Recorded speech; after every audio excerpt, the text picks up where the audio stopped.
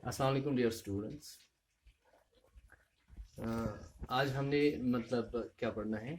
आज हम देखेंगे कि लेट 19th सेंचुरी कॉलोनियलिज्म, यानी कि कॉलोनियलिज्म को हमने आज देखना है। कि हमने देखना है कि जैसे मतलब जो वर्ल्ड इकोनॉमी शेप ले रही थी तो इसमें डिफरेंट फैक्टर्स को हमने देखा। जैसे हमने पिछले टॉपिक्स में देखा है कि डिफरेंट फैक्टर्स को देखा है कि किस तरह से मतलब जो अलग अलग अलग फैक्टर्स मतलब चीज़ों को इन्फ्लुएंस कर रहे थे।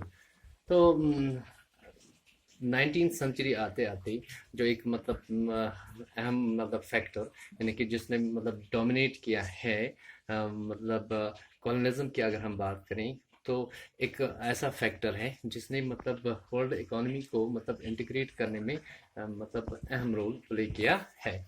तो अगर हम लेट 19th सेंचुरी कॉलोनिज्म की बात करें तो फर्स्ट ऑफ ऑल हमने देखना है कि व्हाट कॉलोनिज्म इज, यानी कि कॉलोनिज्म किस चीज़ को हम कहते हैं, कि कॉलोनिज्म क्या होता है। तो जैसे कि हम मतलब वो पहले से पढ़ते आए हैं कि इंडिया वॉज ए कॉलोनी।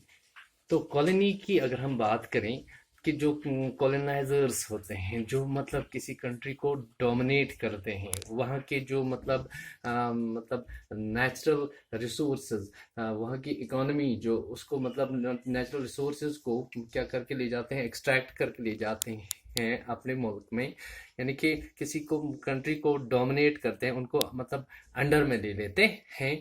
तो तो ये मतलब क्या होगी कि ये कॉलोनिज्म की आइडियोलॉजी होगी। जैसे फॉर एग्जांपल अगर हम बात करें, अगर हम मतलब अपने ही मुल्क हिंदुस्तान की बात करें कि we one were under the Britishers, यानी कि हम भी मतलब एक टाइम कॉलोनी रह हम भी एक टाइम कॉलोनी रह चुके हैं कि हम जो ब्रिटिशर्स थे तो वो हम पे डोमिनेट कर रहे थे। यहाँ के जो हम क्या बने थे, हम उनके लिए एक सोर्स बने थे, रॉ मटेरियल के का सोर्स बने थे। वो यहाँ से जो नेचुरल रिसोर्सेज एक्सट्रैक्ट करके ले जाते थे।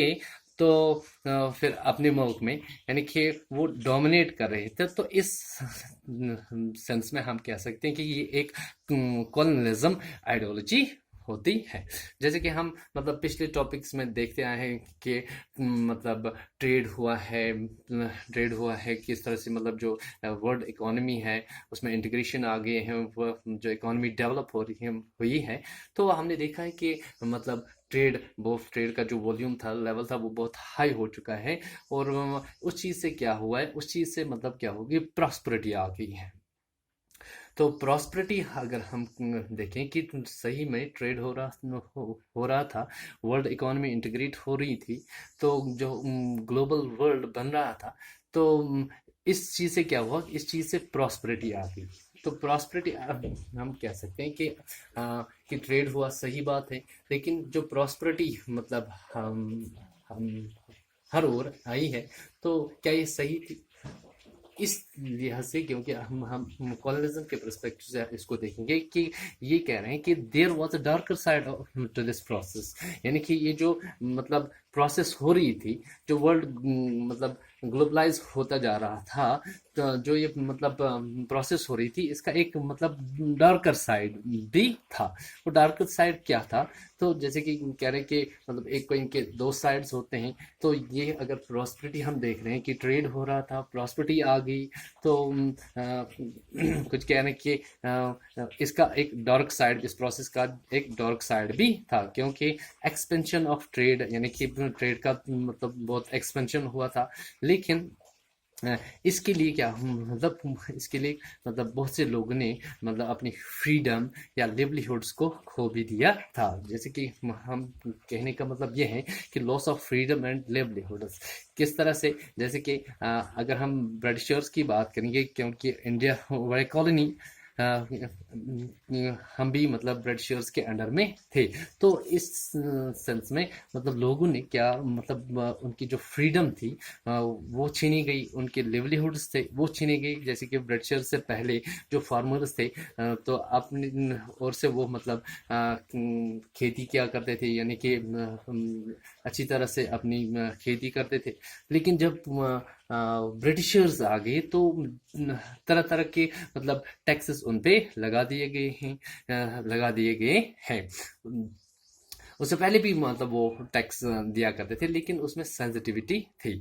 तो जैसे अगर हम लॉस ऑफ फ्रीडम एंड लिवलीहुड्स की बात करेंगे, तो बहुत से लोगों ने मतलब अपनी जानें गंवा दी, फ्रीडम गंवा दी, लिवलीहुड्स गंवा दी, इस मतलब चीज़ से बाहर निकलने के लिए, ये जो डोमिनेशन था ब्रिटिशर्स का, इस चीज़ से बाहर निकलने के लिए।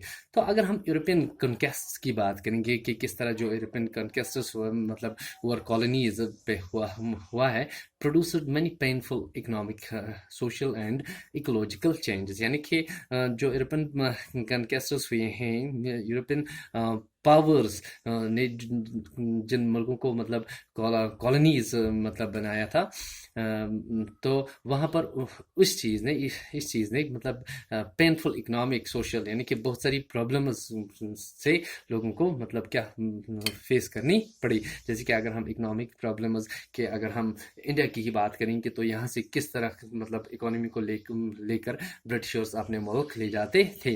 तो अगर हम सोशल यहाँ के जो सोशल इंस्टीट्यूशन थे, या अगर हम हमारे रिलीजन्स में इंटरफेरेंस कर रहे थे, तो इकोलॉजिकल चेंजेस की अगर हम बात करें, जैसे कि आपने 9th में पढ़ा होगा कि मतलब वो किस तरह से वो डिफॉरेस्टेशन, जैसे कि मतलब यहाँ से पेड़ मतलब काट के लिए जाते थे। तो इस ज़मन में हम कह सकते हैं कि इकोलॉजिकल चेंजेस या इकोनॉमिक मतलब प्रॉब्लम्स मतलब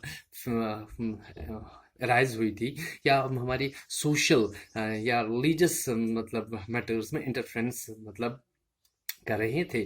तो ये जो इंटीग्रेशन मतलब वर्ल्ड इकोनॉमी की जो मतलब इंटीग्रेशन हुई थी, तो इसको हम क्या एक मतलब एग्जांपल से देखेंगे कि मैप ऑफ अफ्रीका के एग्जांपल से मतलब ऑब्जर्व करने की कोशिश करेंगे, इसको ऑब्जर्व करेंगे।